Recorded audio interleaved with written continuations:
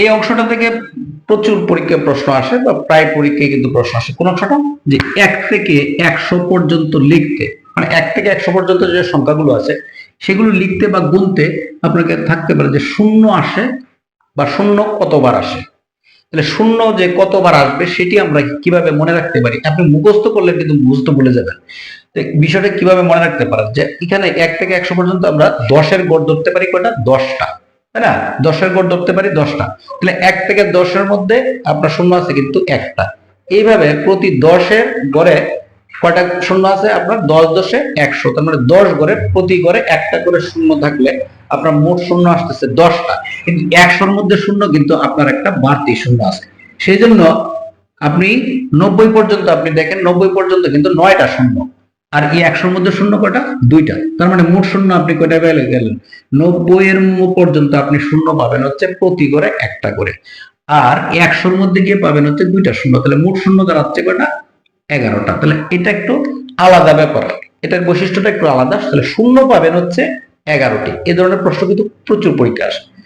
1 থেকে 100 পর্যন্ত লিখতে বা গুনতে শূন্য আসবে 11টি। এটা বিষয়টা জাস্ট হিসাবটা জাস্ট আপনি মনে রাখতে পারলেই মনে থাকবে। শুধু খালি মুখস্থ না, একটু বুঝে বুঝে শিখতে হবে। তারপরে দেখেন 1 থেকে 100 পর্যন্ত লিখতে বা গুনতে 1 আছে কতবার?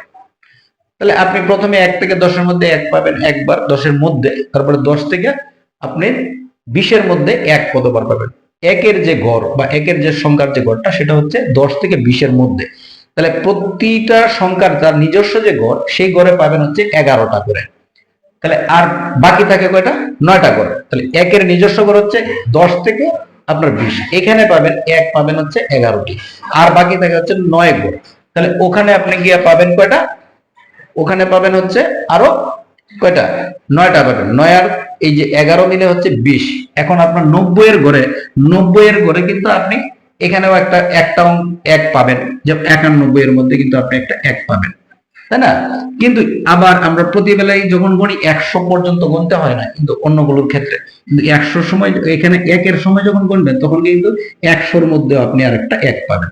সেই জন্য 1 হয়ে যায় কয়টা জানেন? আপনার 1 হয়ে যায় হচ্ছে 21টা। এটাই ব্যতিক্রম।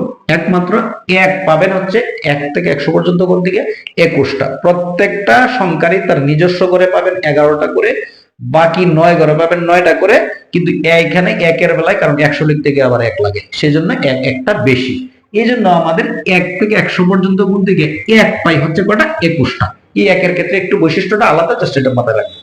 তারপরে দেখেন 1 থেকে 100 পর্যন্ত গুনতে বা লিখতে আমরা বাকি যে প্রত্যেকটা অঙ্ক আছে শূন্য আর 1 ছাড়া, শূন্য পেয়েছিলাম কয়টা? একটু মনে রাখবো, শূন্য পেয়েছিলাম হচ্ছে 11টা, 1 পেয়েছি কয়টা? 21টা। আর বাকি যে অঙ্কগুলো আছে কারা কারা?